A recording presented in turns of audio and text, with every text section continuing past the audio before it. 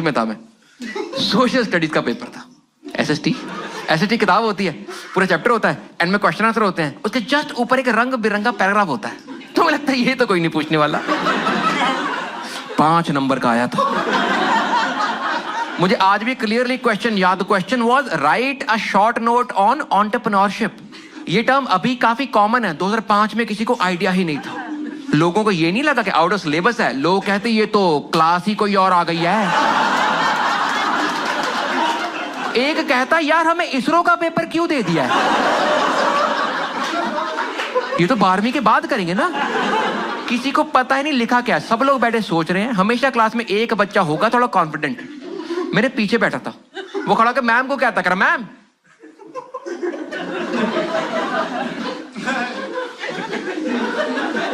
ऐसा कोई वर्ड ही नहीं होता। मैडम कह रही देखो डम शरारत की मूवी नहीं थी, जो तू बोल रहा है ऐसी मूवी नहीं हो, लिखो चुप करके। उसकी बेइज्जती हुई, पूरी क्लास कुत्तों की तरह हंसी, बड़े मजे आए। 3 घंटे का पेपर था, 1.5 निकल चुका है। आइडिया किसी को 1 रुपए का नहीं लगा। उस टाइम तुम करते हो डिसीजन मेकिंग के, इस प्रॉब्लम को सॉल्व करना स्टेप बाय स्टेप सॉल्व करते हैं। इस प्रॉब्लम के 2 सब पार्ट्स है। पहला सब पार्ट कि अगर सिलेबस में है और हम फुद्दू हैं तो लिखो भर दो 5-6 कापियां, क्या पता मैडम नाप के नंबर दे ही दे।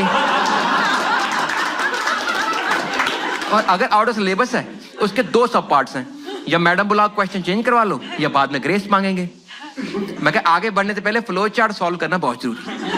मैं उठा मैम के पास गया, मैं कहा मैम मेरे को आउट ऑफ सिलेबस है, can you please call the subject teacher ताकि डाउट क्लियर कर ले या फिर क्वेश्चन चेंज करवा ले। मैडम ने उस टाइम पे वही सलाह दी जो हर मैडम देती है, वो कुछ नहीं आता। कह रही बेटा आपको जितना समझ आ रहा है ना,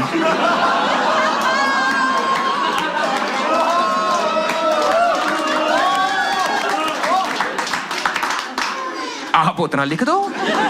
मैं कहा मैम आपने हमारे ज्ञान चक्षु फाड़ दिए हैं, इतनी क्लैरिटी दलाई लामा को भी नहीं हुई थी। आपने आंखों में टॉर्च मारी, पिछवाड़े से लाइट निकली है। मैडम ने जवाब दिया, क्लास में मुशायरे वाला माहौल हो गया। मैडम कह रही जितना समझ आ रहा है उतना लिख दो। बच्चे कहते वाह वाह वाह वाह। इसको क्या लग रहा है हमने बाकी पेपर कैसे किया है, और ये कोई सलाह है बच्चों को देने वाली? ये तो हमें पता ही है, ये तो दुनिया के हर एक क्वेश्चन का आंसर है ना। कह रही जितना समझ आ रहा है उतना लिख दो। मैं वापस गया, मैं कहा मैम हमें इतना समझ आ रहा है कि right a short note on.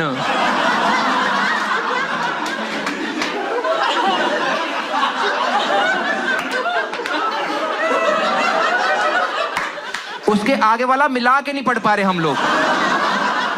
इतना समझ आ रहा लिख दो। 3 घंटे का पेपर था, 2.5 निकल चुके हैं। आइडिया किसी को 1 चवन्नी का नहीं लगा। मैं सोचा, मैं कहा आसपास देखो किसी को समझ आ भी रही है, नहीं तो जाएं कैंटीन खाएं स्प्रिंग रोल, क्योंकि घर से हर पेपर के 5 रुपए तो मिल ही रहे हैं। मैंने आसपास देखा, क्लास में लड़का था करण, टॉपर था। मैं कहा इसको पूछता हूं, अगर इसको नहीं आता फिर छोड़ देंगे। बाय द वे पता ना स्कूल की क्लास में 2 टॉपर होते हैं, एक टॉपर एक लड़कों का टॉपर, क्योंकि लड़कियों से हम कंपीट करते ही नहीं थे। लड़कियां बदतमीज, 92%। करण 85, मेरे 78। हमने घर पे बताए ये वाले हैं।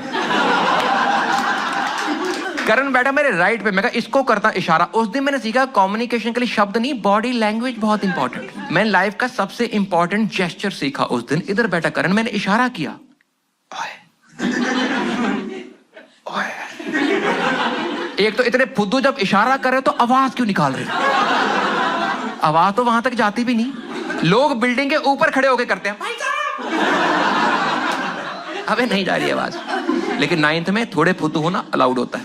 मैंने इशारा किया, ओए। ओए। क्या?